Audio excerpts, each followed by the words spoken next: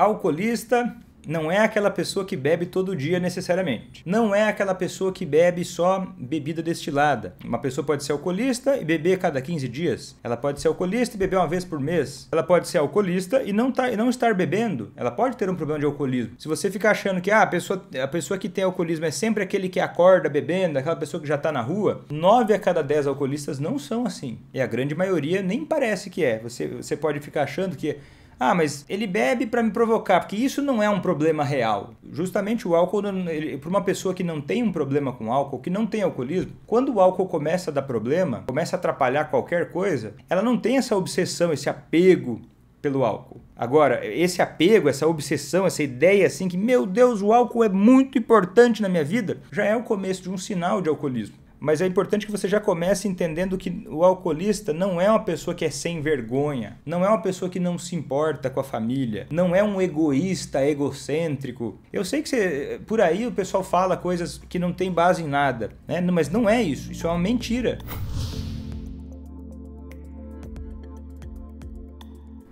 Seja muito bem-vindo, seja muito bem-vinda a mais um vídeo aqui do meu canal, em que eu falo sobre estratégias para você fazer quem você ama parar de beber sem deixar de cuidar de si. O meu nome é Vitor Blasius, eu sou médico psiquiatra, e no vídeo de hoje eu vou te falar sobre 5 sinais de que quem você ama tem alcoolismo. Porque para você fazer quem você ama parar de beber, entender a doença do alcoolismo e os sinais que eu vou te falar agora, eu já quero te adiantar que eu te desafio até chegar até o final dessa live você não tiver aprendido algo novo e algo útil em relação à doença do alcoolismo. Te desafio, tá? Você aceita esse desafio? Você que não sabe nada sobre alcoolismo, ou não entende ainda, será que o cara bebe ou a mulher bebe por safadeza, sem vergonhice, falta de força de vontade? Essa live vai te ajudar a entender melhor o que é esse negócio.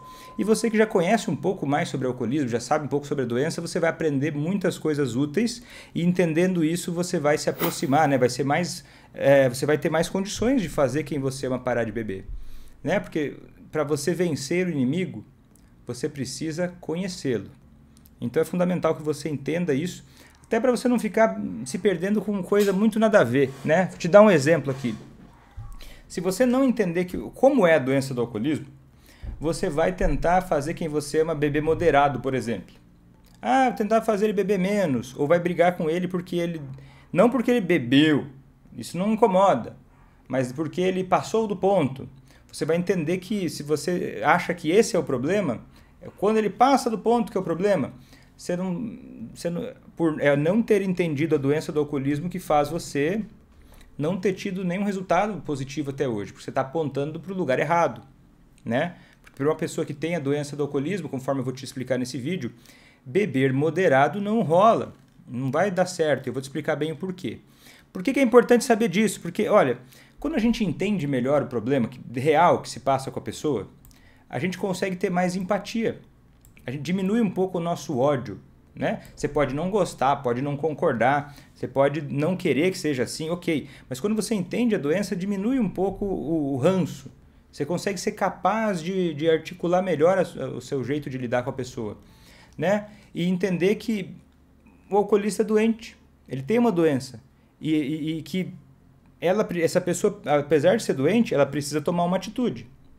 Só que você vai entender também por que ela não toma uma atitude, por que é importante você, então, fazer algo, por que faz toda a diferença você tomar iniciativa. Porque você já se perguntou por que ele faz o que ele faz? Existe um motivo pelo qual ele se comporta dessa forma. E não é para fazer da sua vida o inferno, nem para ficar dando trabalho para você. E não é para fazer você sofrer, por mais que às vezes pareça, né? Faz para me fazer sofrer. E também não é bem assim. O álcool acaba sendo em parte um mecanismo para lidar com os sentimentos, mas não é só isso, tá? O real problema do alcoolismo, o que faz ele se estabelecer mesmo, é que uma vez que o álcool começa a ativar certas áreas do cérebro, ele faz como se fosse uma musculação cerebral. E aí o cérebro passa a mudar a conformação dele, né? E mudar a conformação quer dizer o quê? Muda o jeito que o cérebro se conecta. E isso é um aprendizado. Um aprendizado de um comportamento que não é o melhor, mas o cérebro aprende que o álcool é uma solução. Para coisas boas, para coisas ruins, o álcool é um caminho. Aprende errado, porque o álcool estimula de uma forma errada algumas partes do cérebro. E isso causa uma mudança física real no cérebro. E quando a gente aprende algo, a gente não desaprende. Por exemplo, se a gente pegasse o seu cérebro hoje, vamos imaginar que você não sabe andar de bicicleta, e você passa a aprender a andar de bicicleta.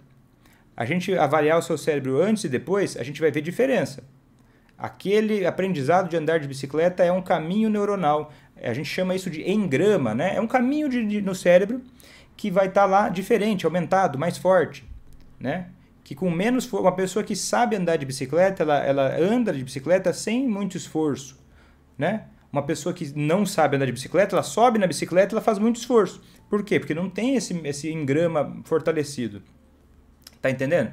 Então, por isso, pelo mesmo motivo que não dá para desaprender a andar de bicicleta, a gente não desaprende coisas que a gente aprende, não dá para aprender a não ter mais alcoolismo.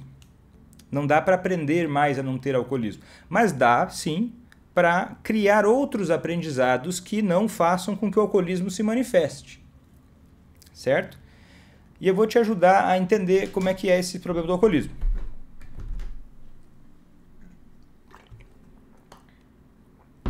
Primeira coisa, eu quero falar para você assim, alcoolista não é aquela pessoa que bebe todo dia necessariamente.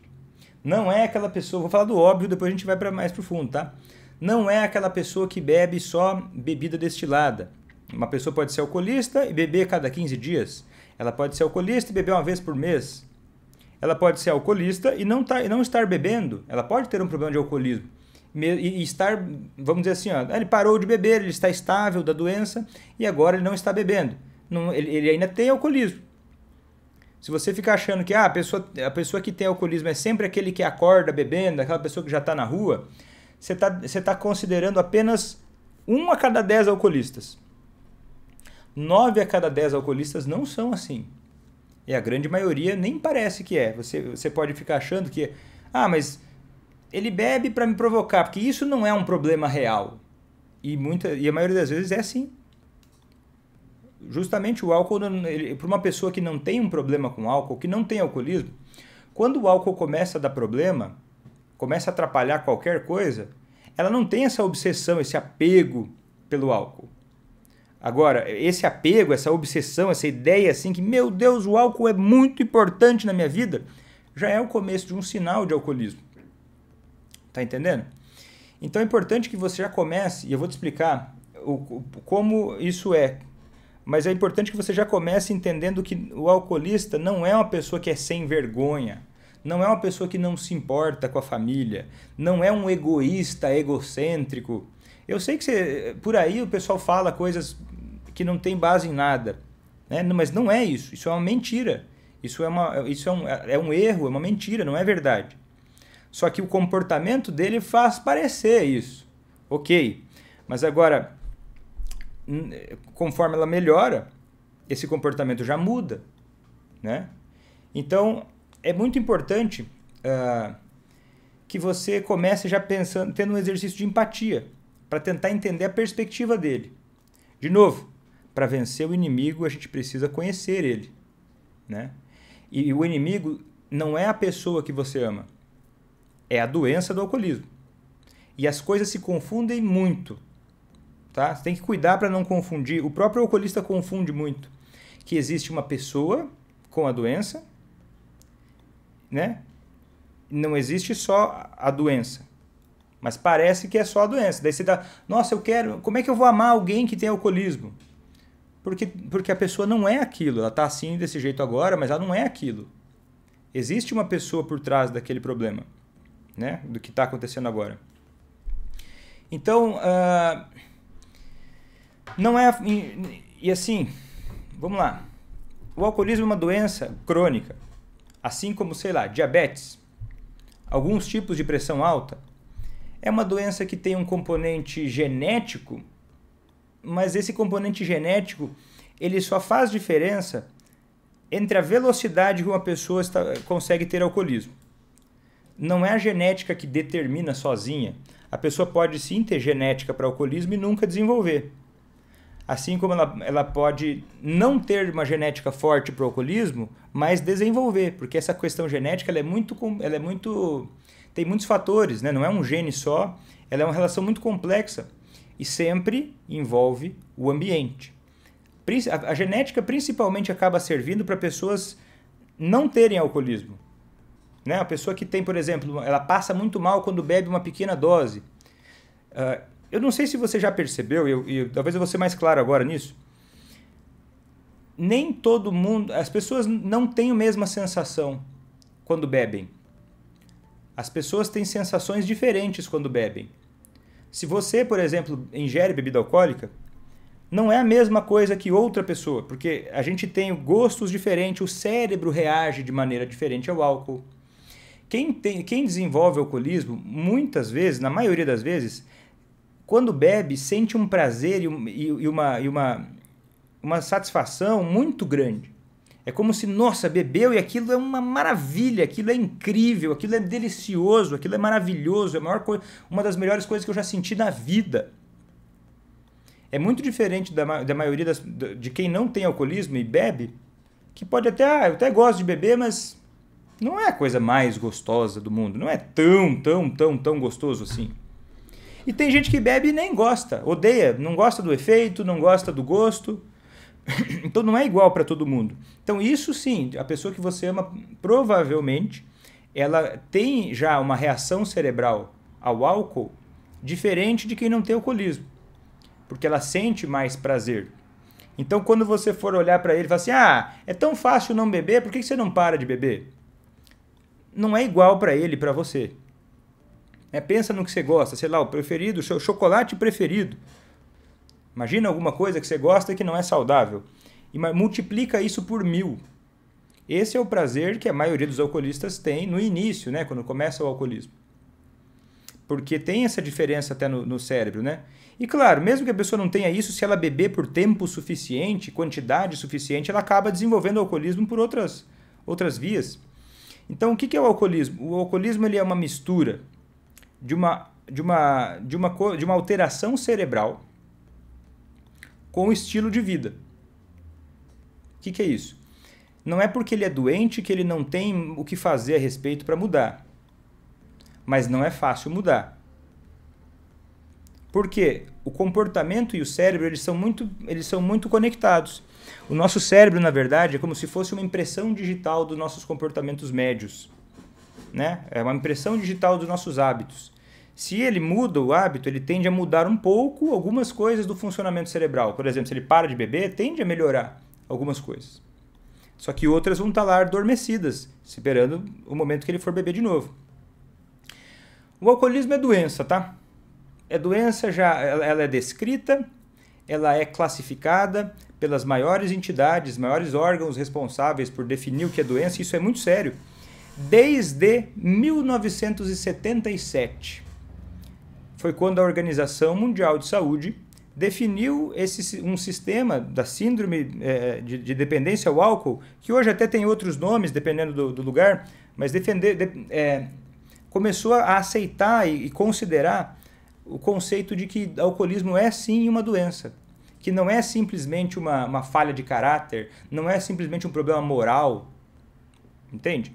Só que, claro, o alcoolismo ele é um tipo de doença que tem um contínuo de gravidade. O que é isso? Tem gente que tem um alcoolismão, um alcoolismo grandão. Nossa, aquela pessoa, 10%, tá? Menos que 10%, 9%. A maioria vai estar um alcoolismo leve a moderado. A imensa maioria vai ter um alcoolismo leve a moderado. Que, claro, tende ao longo do tempo piorar. Só que ela nem sempre começa muito grave. Então, às vezes, você está vendo a pessoa que você ama no começo ainda desse percurso de desenvolver alcoolismo.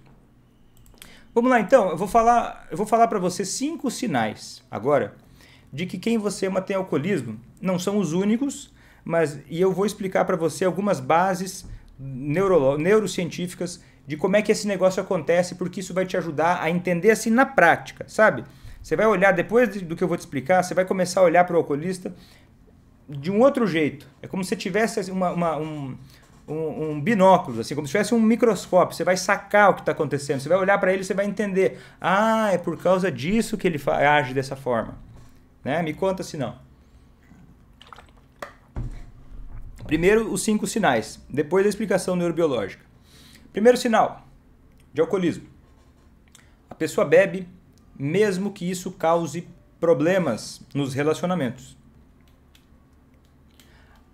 Percebe o que eu estou dizendo? A pessoa bebe mesmo que isso cause problema nos relacionamentos. Quer dizer o quê? Não é a pessoa que ama muito alguém, ela não está livre de ter alcoolismo. Se o seu familiar ele tem momentos em que parece que ele prefere ficar bebendo ao invés de ficar com você, é o sinal da doença do alcoolismo. Não é que ele não se importa com você, não é que não tem problema o que está acontecendo com você. É um sintoma, beber mesmo que isso cause problema nos relacionamentos. Porque essa parada que eu vou te explicar daqui a pouco, você vai entender que tem um sistema do cérebro que deveria frear o comportamento quando a gente percebe que ele está errado.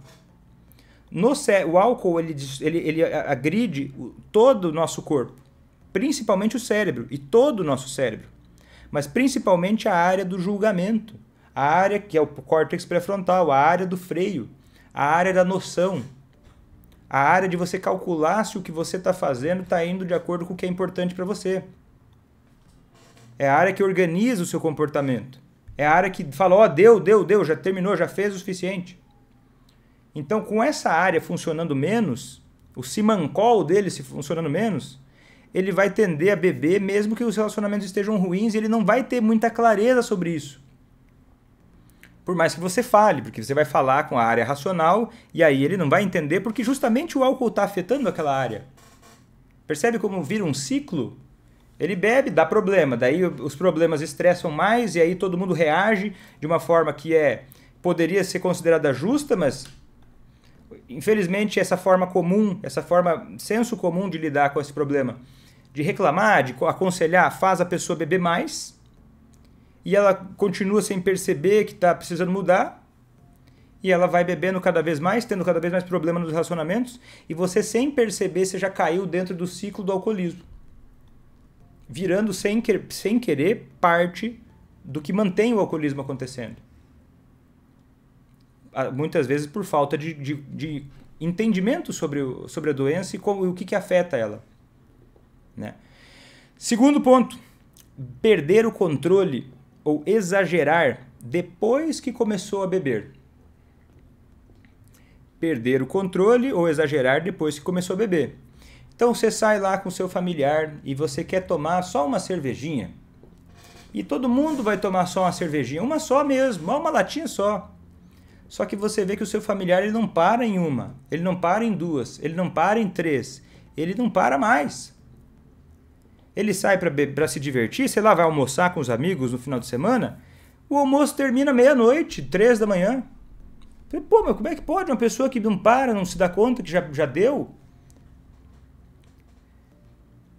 Entende? Daí você fala assim, mas e algumas pessoas vão beber até desmaiar, mas a maioria não. A maioria vai beber e não vai desmaiar, porque desmaiar ou é um sinal do alcoolismo muito mais grave, ou é um sinal do alcoolismo muito inicial ainda. Porque quando ele está no meio do caminho, existe um fenômeno chamado tolerância, a pessoa fica mais forte para o álcool. Né? Eu fiz um vídeo esses tempos atrás explicando que mulheres têm maior sensibilidade ao álcool, por conta de uma alteração associada, né? Não é toda mulher do planeta que é igual, mas é uma associação estatística de que mulheres têm menos uma enzima no estômago chamada álcool desidrogenase. Essa enzima faz com que o álcool seja destruído quando entra no corpo. As mulheres têm menos essa enzima que destrói o álcool quando ele entra no corpo. Então quer dizer o quê? A mulher tomando a mesma dose que o homem, na média, ela vai ter mais álcool no sangue. Por causa disso. Não é todo mundo, tá? Isso é uma estatística, uma associação que existe. E, inclusive, é um sinal que a gente precisa prestar atenção nisso. Né? Um sinal de risco. E aí, muitas pessoas comentaram embaixo para mim, muitas mulheres contando assim para mim, então eu descobri que eu sou um homem porque eu sou forte pro álcool. né? Mas só que a realidade é que ser forte para o álcool é mais um sintoma do alcoolismo. Né? Você vai desenvolvendo tolerância. E você vai ficando precisando de cada vez mais quantidade de álcool para ficar no mesma dose. Só que essa tolerância, ela é do prazer, da sensação de satisfação com o álcool. Não, essa tolerância não ocorre deixando o organismo mais forte. Você está colocando veneno no seu corpo que faz mal para todas as células do seu corpo e você continua bebendo porque cada vez mais, porque está precisando de maior dose para ter o efeito desejado, né? E aí a gente vai para o terceiro sinal. Beber mesmo que isso seja prejudicial para a própria saúde. A pessoa sabe, ela tem noção que, eu tenho um problema de saúde, mas mesmo assim eu continuo bebendo, né? Então não adianta aconselhar a pessoa que tem um problema de saúde, você tem um problema de saúde, pare de beber. Talvez um médico treinado falando isso possa ajudar um pouco. Mas agora você falando isso não é um bom caminho, na maioria das vezes.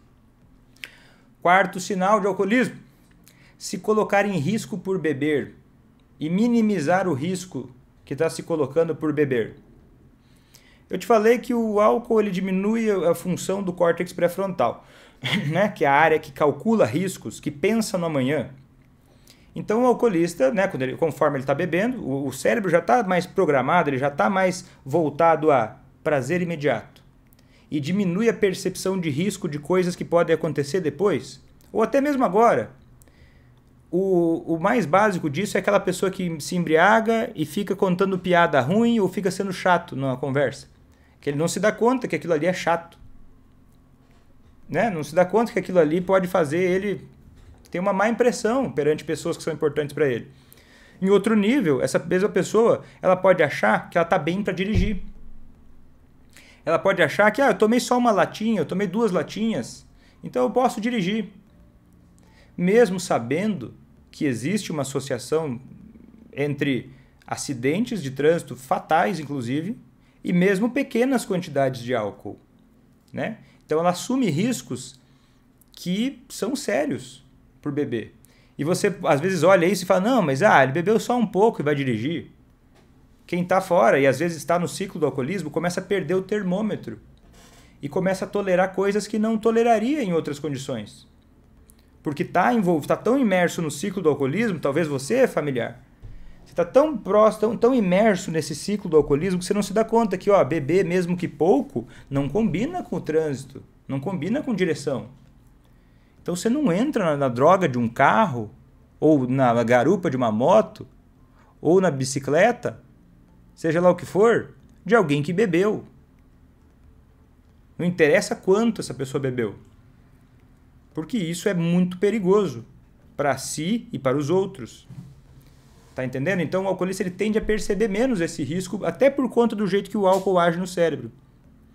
Então tá percebendo que colocar... vamos para os quinto, depois eu falo.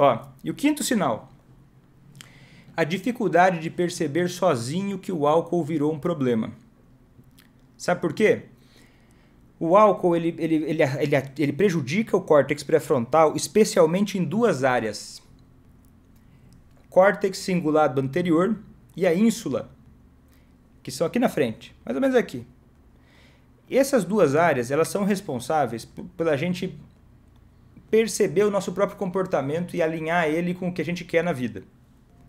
É tipo assim, essa área está ativa, ela está funcionando muito bem, ela faz você estudar antes de uma prova que você não se preparou.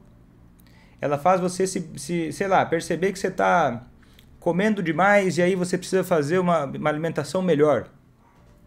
É aquela área que percebe que você está dando pouca atenção para os seus filhos e você percebe aquilo e, peraí, deixa eu começar a dar atenção para os meus filhos. Tá entendendo? É a área que faz você se dar conta e ter condições de perceber racional e emocionalmente o problema que está acontecendo. Essas 2 áreas estão funcionando menos no alcoolista. Tem estudos mostrando isso. Que mostram que o alcoolista, inclusive, ele tem um maior índice de, vamos dizer assim, em outras palavras, negação da doença, mesmo estando quase que evidente na cara dele, porque o cérebro dele não está funcionando normalmente nessas áreas. Então você meramente cobrar que a pessoa enxergue uma coisa que o cérebro dela não está funcionando no seu ideal, e eu não tô, isso não acontece só quando a pessoa está imediatamente embriagada. Isso é uma coisa que fica no cérebro por meses, semanas, mesmo que ela beba mais raramente. Então esse problema, se ele continua acontecendo, se o alcoolista não está motivado a parar de beber, uma das coisas que está fazendo isso é esse mecanismo cerebral que o próprio álcool cria. Você está percebendo que o jeito que o cérebro do alcoolista funciona, ainda mais quando está na ativa, não é igual uma pessoa que não tem alcoolismo. Ele não tem a mesma clareza do que está acontecendo que você. E sim, ele pode até ter racionalmente, conhecimento racional. Só que aquele sentimento de que aquilo é errado, aquele simancol, aquela coisa, aquele clique que a gente tem, quando você vê lá que, acumulou muita louça na pia, eu vou limpar, aquele incômodo que dá, é porque o seu cérebro está percebendo, está avaliando e está agindo de acordo com aquilo. Aí você, peraí, então eu vou lavar a louça, porque senão vai ser pior depois. Claro, isso acontece, o alcoolista tende a não perceber isso em relação ao álcool. Por quê?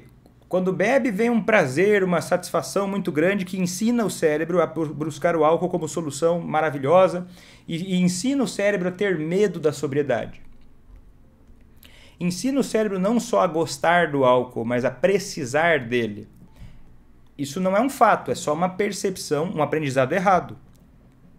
Ele tem um aprendizado que ele precisa do álcool porque senão a vida vai ser insuportável.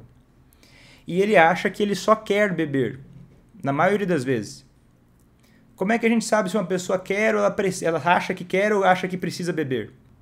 Quando uma pessoa acha que quer beber só, ela não continua bebendo quando isso começa a atrapalhar qualquer outra coisa. Se precisar ficar sem beber durante meses, por alguma outra razão, sei lá, vai tomar um remédio, vai fazer um exame, vai fazer alguma coisa, ela não vai beber e vai ser sossegado. Porque ela não tem um aprendizado cerebral de que ela precisa beber.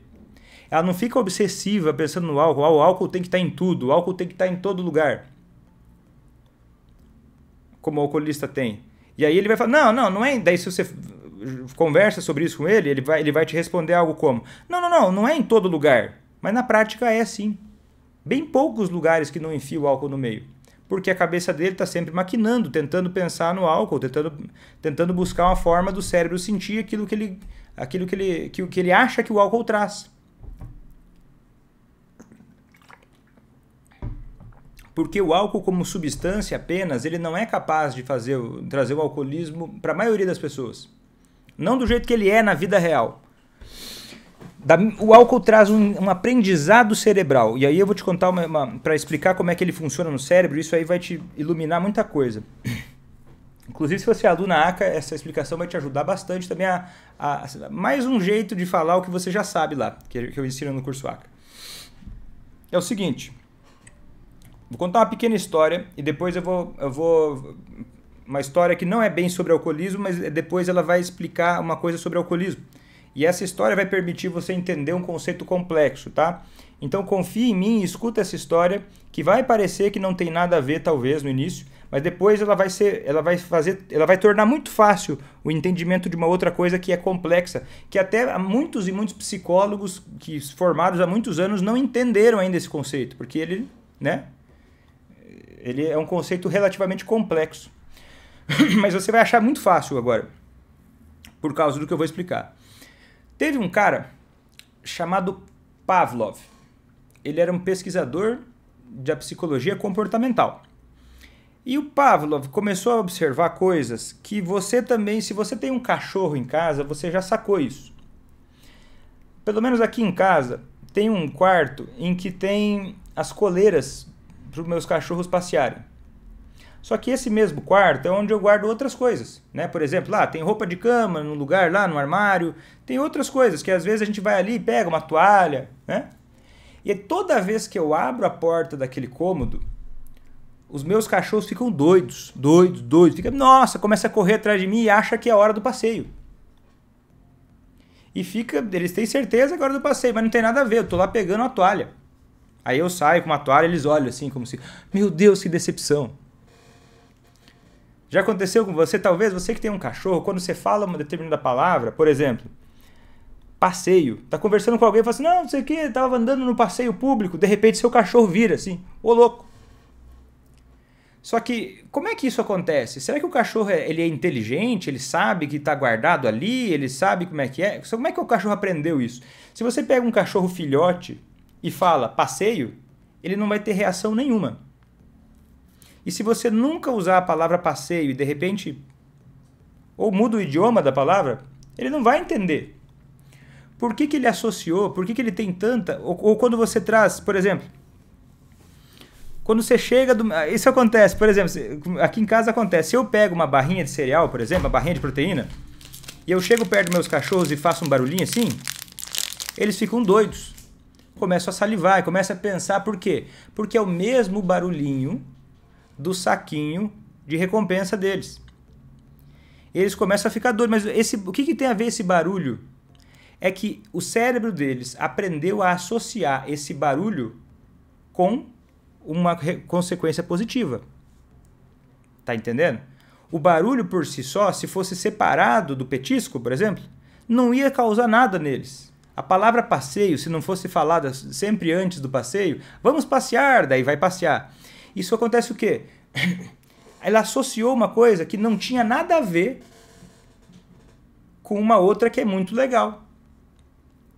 O Pavlov percebeu isso e ele foi testar se isso era realidade. E aí ele pegou cachorros, ele via que quando ele estava testando um negócio lá que levava uma comida saborosa, dava uns bifes para os cachorros. E ele estava estudando inicialmente a saliva para ver como é que era a reação dos cachorros. O cachorro quando começa a comer ele saliva e demonstra sinais de prazer. Só que quando ele andava no laboratório dele, ele começou a perceber que antes dele entregar a comida para os cachorros, eles já estavam babando. Ele começou a ver, mas peraí, só de ouvir os passos dos cientistas andando perto do lugar onde os cachorros estavam, já começava a babar. E aí ele começou a ver, mas parece que o cachorro, a hora que ele escuta passos, ele baba. Que doideira. Daí ele pegou outros cachorros, né, que não tinham aprendido isso, e ele testou, foi lá, avaliou. E para ver se esses passos dos cientistas mudavam a salivação do cachorro. E não mudava nada. Porque aqueles outros cachorros não associaram, porque eles não recebiam comida em seguida. Aí ele fez outro experimento com um sino. E ele conseguiu fazer os cachorros babarem só de tocar um sino. Só que o cachorro não tem compreensão de que um sino não faz nenhuma reação no cachorro. Só que ele balançava o sino, dava comida pro cachorro. O cachorro passou a associar uma parada que não tinha nada a ver à comida. Então ele tinha todas as reações que ele teria caso tivesse comida só com um sino que tocava. Doideira, né? Então ele pegou um estímulo que não tinha nada a ver e ele condicionou esse estímulo ao cachorro. E o cachorro passou a ter o aprendizado de que sino é igual comida. Então a reação dele é, meu Deus, que delícia, que maravilha, meu Deus, que fome. O que isso tem a ver com o alcoolismo? O alcoolismo tem a mesma função. O álcool, quando ele é ingerido, geralmente em algum padrão. E quando ele é ingerido, por exemplo, o cara vai no bar, conversa com os amigos e bebe. O conversar com os amigos, que é uma experiência legal e interessante, muitas vezes, ele começa a ficar associado ao álcool. Então, quando o alcoolista estivesse sentindo... Olha que doideira! Quando o alcoolista estivesse sentindo sozinho e com vontade de conversar com alguém... Adivinha o que vai acontecer? Vai dar vontade dele ligar para um amigo e conversar? Não. Vai dar vontade de beber. Mas não tem nada a ver. Não tem nada a ver. Mas ele acaba criando esse aprendizado de uma forma tão forte no cérebro, e ao longo do tempo isso vai se repetindo em tantas circunstâncias diferentes, que ele começa a ter vários gatilhos em que ele antecipa o consumo de álcool. E esse gatilho pode ser uma coisa tão doida quanto... Quando eu comecei a fazer meu treinamento em dependência química na Federal do Rio Grande do Sul, no Hospital de Clínicas de Porto Alegre, tinha um grupo, vários grupos, terapias na internação lá. E tinha um grupo que eu sempre participava, que era o grupo das sextas-feiras. E eu ficava muito... Eu levei algumas semanas para entender o porquê que tinha um grupo que era o grupo da sexta-feira. O que tem a ver o grupo da sexta-feira? E aí eu comecei a perceber que os pacientes, às vezes, era um lugar completamente voluntário. Muitos pacientes pediam alta, assim, queriam fugir, abandonar o tratamento. O pico do desejo de abandonar o tratamento era na sexta e no sábado. Sexta, no finalzinho da tarde, era o pico. Chegava na internação lá, você podia ver que tinha alguém pedindo para desistir. E aí eu comecei a perceber que negócio é esse. Por quê? Porque a maioria dos alcoolistas, ou daquele lugar pelo menos, quando chegava sexta-feira, bebia. E aí, às vezes, sem nem perceber, era sexta-feira, sem a pessoa nem se dar conta racionalmente, começava a vir dentro dela todo um desejo. Se fosse colocar num exame de imagem, a gente ia ver o cérebro dela todo ativado na parte do sistema de recompensa, como se fosse um cachorro babando, causando uma antecipação muito grande do consumo do álcool. E um desejo, e esse desejo às vezes não é tão consciente, mas a pessoa fica com vontade de fazer coisas que vão aproximar ela de beber. Como se fosse uma ingenuidade muito doida. Quer dizer o quê? É um aprendizado condicionado. O cérebro do alcoolista ele acaba ficando mais sensível a sinais que envolvem o consumo de álcool. Quer fazer? Se um dia você tiver a oportunidade, o alcoolista que você ama, talvez agora, deixe, ou no final, tipo quando ele estiver sóbrio já, experimenta conversar com ele como é para ele passear pela cidade. Ele tem, a maioria deles, se tem costume de beber em locais, né, se não bebem só em casa, a maioria deles tem muito mais clareza de quantos bares tem naquele quilômetro quadrado. Passa pela rua, parece que o bar é como se fosse assim, uma coisa que chama muito a atenção dele. Ele está muito no radar dele, mesmo sem pensar. Esse tipo de estímulo, para ele toma uma proporção muito maior. Então pensa, às vezes você está andando, você nem se dá conta que tem... passou lá um jovem bebendo uma cerveja. Você estava andando lá, fazendo exercício, você nem deu bola, você nem viu. Mas o alcoolista viu, certeza. Se ele gosta de cerveja, então, ele vai olhar e sacou. Para ele aquilo lá toma uma proporção muito grande. Por quê? Porque acontecem duas coisas com o cérebro quando o alcoolista começa a beber. Entre outras, né? Mais que duas, mas duas que eu quero te falar agora. Uma é aumento da tolerância. Ele precisa de maior quantidade de bebida para ter o mesmo efeito. Né? Ele acaba ficando mais forte, tá? E bebe cada vez mais. E a sensibilização dos gatilhos. A sensibilização do sistema de recompensa cerebral. A sensibilização da antecipação por prazer. Um pequeno estímulo, acende o cérebro dele igual uma árvore de Natal. Tem um estudo muito interessante que foi avaliar o cérebro, como é que é o cérebro de uma pessoa que tem alcoolismo e de quem não tem, quando é exposto a uma figura, alguma imagem que lembre o álcool. Em sobriedade, né? A pessoa está sem beber, não bebeu naquele dia, e eles foram avaliar com exames de imagem. E perceberam que uma pessoa que até bebe, mas não tem um alcoolismo. Quando passa uma imagem que remete ao álcool, o exame de imagem daquela pessoa que não tem alcoolismo quase não faz diferença. Não muda quase nada. Agora, a pessoa que tem alcoolismo ilumina muito a área do prazer do cérebro. Ilumina muito a área relacionada à recompensa. Ele ilumina muito uma área relacionada à motivação para a ação. Então quer dizer o quê? Mesmo que o alcoolista não queira, quando ele é exposto a uma imagem que lembre o álcool, o cérebro dele vai reagir antecipando uma coisa como se fosse boa, mesmo sendo uma porcaria. Por quê? O cérebro ele vai aprender duas coisas, mas elas são separadas. O cérebro aprende a quê? A querer, que é um mecanismo separado do gostar. Então, ele tem o querer e tem o gostar. Só que o gostar de beber, ele vai diminuindo ao longo do tempo. Por causa do fenômeno da tolerância, ele vai ficando mais forte. O próprio fígado vai produzindo mais enzimas que vão degradando o álcool e ele vai ficando mais forte. Só que ele tem mesmo um risco, pela quantidade de álcool. E o gostar vai diminuir, mas o querer vai aumentando. Até que no final do estágio, né, no mais avançado alcoolismo, a pessoa bebe chorando. Pensando, pelo amor de Deus, eu não sei porque eu estou bebendo, eu não deveria beber, meu Deus do céu. E muitas vezes o alcoolista é muito doido isso. Ele fica se segurando a semana inteira, fazendo muita força, se ele ainda está na ativa, né? Se ele ainda está bebendo com regularidade, se ele não está ainda na sobriedade sólida. Ele se segura a semana inteira para não beber. Aí ele vai beber só na sexta-feira.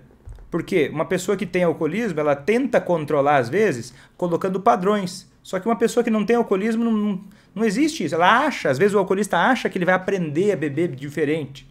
Porque ele tem muito medo de pensar em não beber nunca mais. E ele fica assim muito angustiado pensando, sexta-feira eu vou chegar lá e vou pedir uma bebida no bar que eu sempre vou. É muito louco, ele vai ficar angustiado, tem que ir. Às vezes até arruma encrenca com você, não quer saber, não enxerga mais nada. Igual uma pessoa, porque é o mesmo mecanismo, por exemplo, da motivação para tomar água. Se você ficar 2 dias sem tomar água, nem um gole d'água, você mataria uma pessoa para tomar água. Se você fica 2 dias sem tomar água, o seu cérebro fica tão animal, fica tão desesperado, porque ativa circuitos de motivação, que você talvez mataria alguém para tomar água. Vê alguém com um copo d'água, você, pelo amor de Deus, 2 dias sem tomar água já dá para fazer isso. Você fica insano pensando em água. Né? E esse mecanismo é um mecanismo de querer, que o cérebro faz para viver, para sobreviver. Só que o álcool sequestra, ele atrapalha toda essa dinâmica e o alcoolista passa a enxergar muito o álcool. E aí ele fica angustiado. E aí quando ele chega no bar e pede a bebida, antes mesmo da bebida chegar, ele já se acalma. Porque ele sabe que está vindo. Você percebe?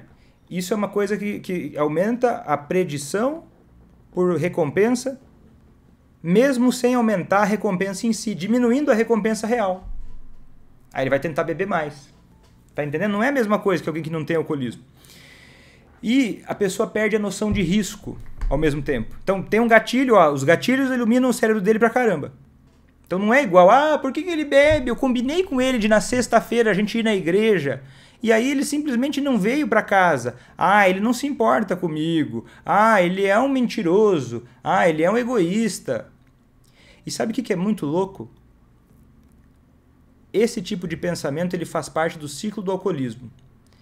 E ele, na maioria das vezes, quando o alcoolista não conhece sobre a doença, ele acha que esse tipo de coisa é verdade.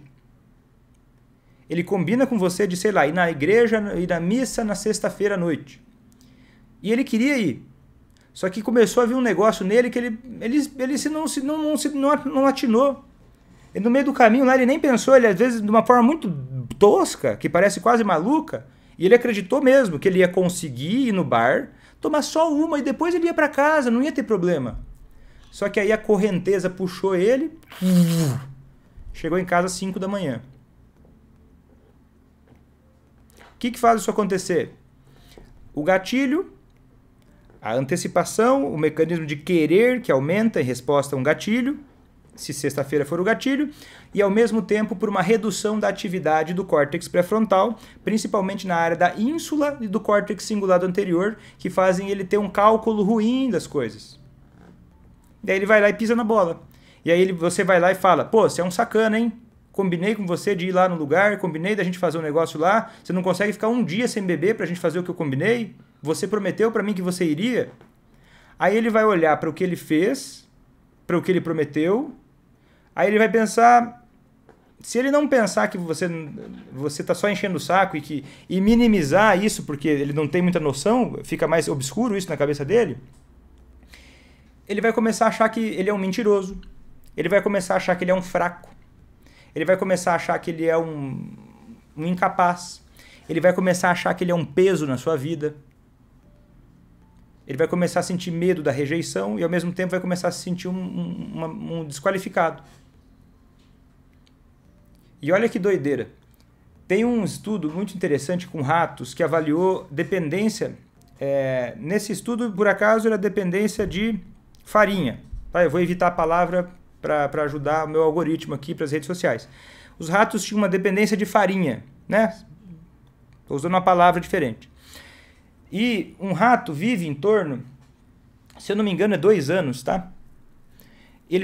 No início como o rato no início ele era viciado em farinha. Eles criavam um mecanismo de dependência de farinha nos ratos. E aí o rato passava a ficar 1 ano sem ter acesso à farinha, depois de já viciado em farinha. E aí, depois de 1 ano, eles criavam um mecanismo que estressava o rato. E eles pegaram os ratos, alguns deles só estressavam e alguns deles eram expostos à farinha. E sabe que doideira que aconteceu? Os 2 ratos tiveram a mesma resposta cerebral, de vontade de usar a farinha.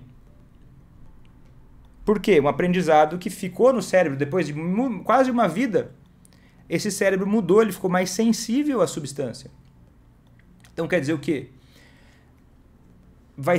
É um desafio e é uma doença crônica que vai exigir do alcoolista comprometimento.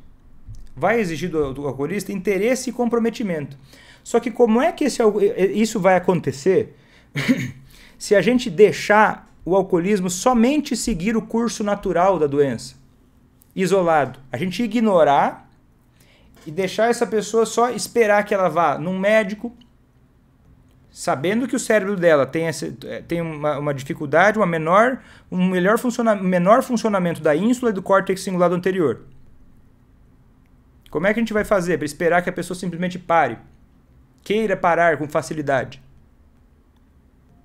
Isso é muito difícil de acontecer. Espontaneamente é fazer roleta russa. Você só esperar que você, não preciso fazer nada. Cada um faz a sua parte. Né? Eu cuido de mim, ele cuida dele, cada um tem o seu caminho, eu não sou mãe do meu marido. Ou a mãe pensa, meu filho já é adulto, eu não preciso fazer mais nada. Eu acho que a maioria das pessoas ia concordar com você. Você não precisa fazer nada, é a vida dele, é ele que está fazendo isso com a vida dele. Só que a maioria das pessoas não faz a mínima ideia desse tipo de alteração cerebral que é comprovada que acontece com pessoas com problema com álcool. E a maioria, inclusive, de profissionais. E a maioria, inclusive, de profissionais que trabalham com isso. Não fazem a mínima ideia de que a gente tem uma diminuição da atividade da ínsula e do córtex cingulado anterior, que faz com que a pessoa não tenha a mesma capacidade, por conta do próprio efeito do álcool, por conta do próprio mecanismo da doença, de ter noção de que a coisa não está boa. E aí, por não entender isso, ignoram o jeito que poderia ser antecipado isso, que é o quê? Você que convive com essa pessoa, você é o ambiente.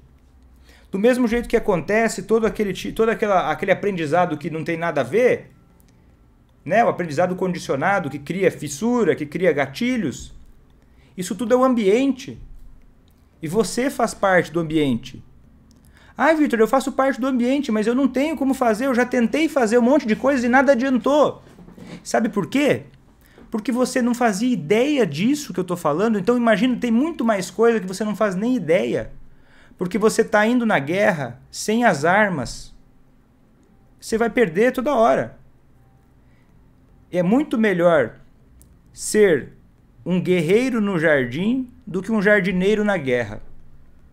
E você, sem entender como é que funciona a doença, como é que você pode influenciar essa pessoa a parar de beber, você é um jardineiro na guerra. Você está rodando no ciclo do alcoolismo. E aí o que vai acontecer? Você vai começar a pensar que tem que... o principal... Vitor, não quero nem saber do que você está falando aí. Isso aí... Eu entendi, essa doença aí, que se lasque, eu não estou interessado no que é essa doença. Eu quero saber como é que eu faço para ele ir no médico. Porque o médico vai resolver. E, querido, o médico não vai resolver sozinho. O médico vai ser bom, pode ser muito bom, mas o médico é para ser utilizado e ele vai ser muito mais útil no momento em que existe um estágio de ação. No momento em que o alcoolista está motivado. E se o alcoolista está motivado, você nem precisa convidar ele direito. No curso A que eu ensino como convidar para tratar. Só que uma das coisas que eu ensino é o momento de fazer isso. Mas às vezes a pessoa chega, não sabe de nada. É a primeira coisa que ela se preocupa, que é muito intuitivo. Eu entendo isso, é muito normal pensar isso. Mas é muito normal não fazer a mínima ideia do que é alcoolismo. Só que nesse caso, a vida de alguém que você ama depende desse conhecimento. Ou pode depender, né? Dizem que milagres acontecem, mas tragédias também acontecem. E dizem que milagres acontecem, né? Deus ajuda quem cedo madruga, né? Você ficar esperando acontecer um milagre para que a pessoa que você ama pare de beber, você está decidindo contar com a sorte. Você está decidindo não fazer nada. Porque não tem como se omitir. Ou você é parte da solução, ou você é parte do problema. Não tem como fugir disso. Você não é obrigado a fazer nada. Mas você não tem como fugir de um desses lados. Ou você é parte da solução, ou você é parte do problema. Ai, Vitor, mas eu não consigo fazer nada. Ok. Está na parte do problema. Porque para ser parte da solução, não é mais difícil. Só que vive coisas melhores.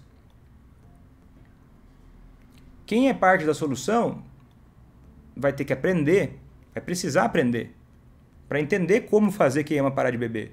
Para entender sobre essa doença numa sociedade em que mesmo o público leigo e o público profissional, quase ninguém sabe sobre o que eu estou te dizendo. Isso é maluquice, considerando que a gente tem uma estatística em torno de 10 a 12% de pessoas no Brasil que têm alcoolismo. Mas é isso aí. Ai, Vitor, mas por que os profissionais não se importam mais com isso? Deixa eu te falar uma coisa. Ninguém está nem aí para você e para os seus problemas. As pessoas estão ocupadas demais se preocupando com os problemas delas. Que ama alguém que bebe demais. Você ama alguém que está morrendo dia após dia por causa do álcool. Aí você olha essa pessoa, ela não quer parar de beber. Aí você pensa, eu não tenho o que fazer. Aí você vai no médico, ele fala, é verdade, não tenho o que fazer. E deixa ele tomar uma cervejinha só para relaxar, não tem problema. E aí você olha e fala, não tenho o que fazer mesmo. E se você aceita isso, se você não se importa o suficiente com essa pessoa que você ama, como é que um desconhecido vai se importar mais que você? Não, é porque tem pessoas que são escolhidas, tem pessoas que têm um chamado na sua vida. Se você acredita nisso, eu vou te falar uma coisa. Será que você já não está recebendo um chamado também na sua vida para você resolver isso? Será que você já não está ouvindo esse chamado? Será que as coisas que estão acontecendo na sua vida são todas por acaso? Ou será que tudo isso talvez tenha um significado? Talvez tudo isso sejam sinais para você tomar uma atitude. Porque se não é você que se importa com o que está acontecendo, não tem como. Mas vai chegar lá. Mas vai chegar lá um fulano, sei lá, o Dr. Drauzio Varela vai fazer uma nova série no Fantástico sobre alcoolismo. Seria muito legal. Mas eu duvido que isso aí ia fazer especificamente a pessoa que você ama parar de beber. Que não é uma coisa tão boba assim. Não, informação é boa, é interessante, é importante. Mas não é isso que vai fazer a diferença na tua casa. Porque essa família, essa relação é tua. E se você não se importa, ninguém vai. Eu não vou. Porque eu também tenho a minha vida, eu não vou parar a minha vida, e inclusive isso não é equilibrado na vida. Eu posso te ajudar com lives, eu posso criar um curso online, eu posso te dar a oportunidade de entrar nesse curso online, eu posso te mostrar o caminho todo, mas eu consigo até um certo ponto. Você precisa dar um passo. Né? Você só contar com se você não se comprometer com esse processo, para fazer quem você ama parar de beber, não vai te levar a lugar nenhum. Eu vou só ver, eu vou tentar. Eu vou assistir esse doutor aí da internet, porque eu vi que tem um monte de depoimento de pessoas que conseguiram, e eu vou ver se eu saco uma diquinha só, e daí eu vou testar. Se essa dica dá certo, aí eu vou confiar. Se não der, eu vou voltar a acreditar que não tem nada para fazer. Tá bom. Experimenta fazer isso com dieta. Vai lá, experimenta. Vai no nutricionista e começa a seguir só uma diquinha do nutricionista. E o resto não. Ignora o resto. Vê se vai dar certo. Mas dietas não funcionam então. Nada funciona se você pegar só um pedaço separado. Porque só tem dois lados. O ciclo do alcoolismo e o ciclo da sobriedade, que envolve o alcoolista e você. E só existem dois lados também, que é a parte do problema, que está cheio de gente, e a parte da solução. Ser parte do problema, você não precisa fazer mais nada. Só que você vai colher coisas que eu não sei se você quer. Ser parte da solução vai exigir de você, pelo menos no primeiro momento, até você desenvolver essas habilidades, esforço, comprometimento, dedicação, coragem. Talvez o que você mais vai precisar é coragem. E coragem não é ausência de medo. Coragem é você fazer mesmo quando você não tem certeza. Para casar com alguém, você tem que ter coragem, não tem? Ou você casa com alguém, sei lá, na hora você faz um contrato e a pessoa promete que vai ser um casamento perfeito, que vai dar sempre tudo certo. Não. Você casa confiando e fazendo dar certo. Você casa buscando, eu quero que dê certo e eu vou fazer dar certo. Senão o casamento não prospera, né? Você não casa com o pé atrás. Então é um ato de coragem casar. Você se envolve numa coisa que não tem certeza absoluta, mas que você tem certeza que você vai fazer dar certo. Que você vai ser parte da solução. E essa é a pessoa que você mais precisa confiar, que é você. O que você achou desse conteúdo? Conta pra mim, espero que você tenha aprendido e tenha gostado. E eu quero te dizer o seguinte, e para você fazer isso, você precisa escolher quem você quer ouvir. Tem muita gente que fala coisas diferentes do que eu falo. E aí eu vou te dar umas sugestões para você tomar a decisão. Pede para quem você está ouvindo, caso você queira ter uma análise mais profunda, artigos científicos. Pede informações mais técnicas. Pede, falaram para você que você é codependente. Pede um artigo científico válido. Pede qual é o código da doença. Fala, da onde você tirou que eu não tenho o que fazer, que eu tenho que esperar e parar de beber? Não, eu tirei da minha experiência clínica. É uma outra palavra para falar. Eu tirei das vozes da minha cabeça.